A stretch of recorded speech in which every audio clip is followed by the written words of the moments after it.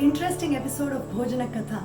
The diversity of Indian geography allows us to enjoy a wide spectrum of cuisines. Each state has its own special cuisine and favorite dish. Off we go to the vibrant and colorful state of Rajasthan to explore the origins of the native food of the land.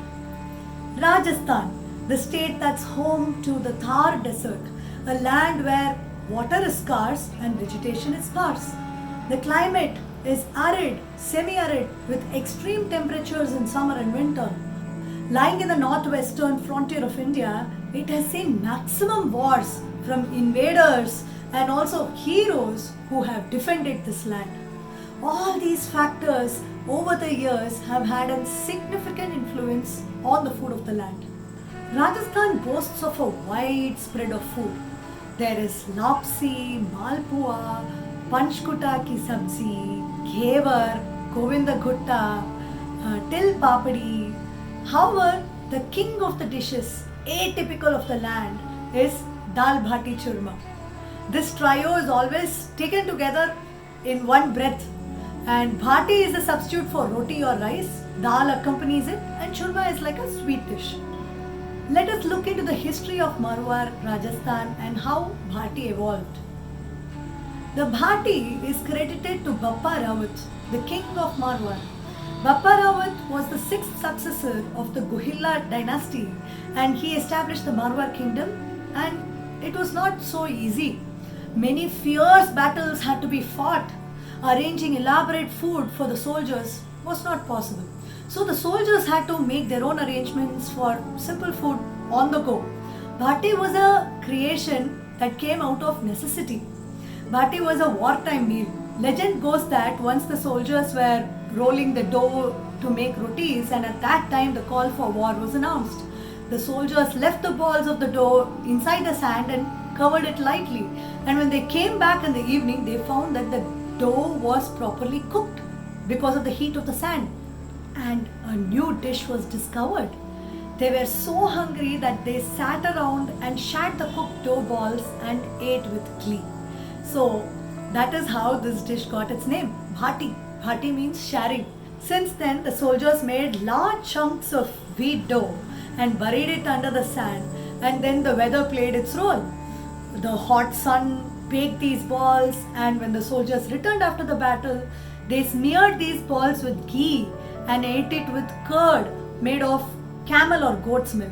Slowly it became popular all over the state, for it had a longer shelf life and it could be stored very easily. Even now, many people have bhati with curd. Dal was considered to be the luxury of the rich, yet dal also has a bit of history to itself. Traders from the Gupta Empire settled in Marwar. Panchmel was one of their favorite dishes in the royal court of Guptas. It is a mixture of 5 lentils, moong dal, chana dal, tuvar dal, masoor dal, urad dal. So these lentils were tempered with cloves, cumins and other spices, and this dal proved to be a lovely combination with bhati. So from then, bhati and dal became close companions. The legend of Choorma was actually an accident. The cook from Marwar's Guhilo clan inadvertently dropped a bhati into sugarcane juice, and that made the bhati softer and it could be preserved fresh for a much longer period of time. So the women of the land started dunking bhatis in sugarcane juice or jaggery before serving their families. As a result of this innovation, churma evolved. These softened and sweetened bhatis were later dried and powdered coarsely. It was flavored with cardamom and nuts. Bhati is available in so many flavors today. These days, baking powder is used in making the bhati, but during the ancient times, the dough was probably prepared well in advance and the heat of the sand must have baked it well. Nowadays, microwave oven is used for making the bhati. As the dish became more and more popular, each dynasty added its own improvisation to the dish. It reached the Mughal court through Rani Jodhabai. The cooks of the royal court further experimented with the dish, bringing about a new creation, bafla and keech. In Dhal Bhati Choorma, the whole grains of wheat and bajra are balanced by the protein-rich lentils in the dal. Ghee adds good fat and detoxifying properties as well. The wholesome meal was the right kind of meal for the people on the move, especially warriors. Today we may be excited about ready to eats that we can easily carry around, cook on the go, but there are so many preservatives added that nullifies the nutritional value of it. But here we are talking about a dish that was created hundreds of years before, which was nutritious, easy to cook and convenient to carry. Shouldn't we be proud of our ancient traditional food? Today, all the three items of food are said in one breath. Dhal Bhati Choorma. The combination is to be had together. In Bihar, we get to see a small variation of the dish. The bhati is stuffed with sattu. Sattu is a powder which is made with various grams which are roasted.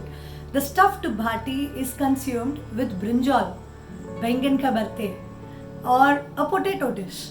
Sattu is slowly gaining popularity all over the world as it's a quick way to gain energy and also good health. In the south, we call it sattu maavu and it is available in many shops. Many homes make their own sattu.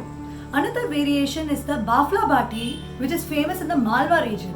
Here the bhati is boiled first before baking or frying. Masala bhati is stuffed with potatoes. And there can be various bhatis in different regions, but the origin is Rajasthan.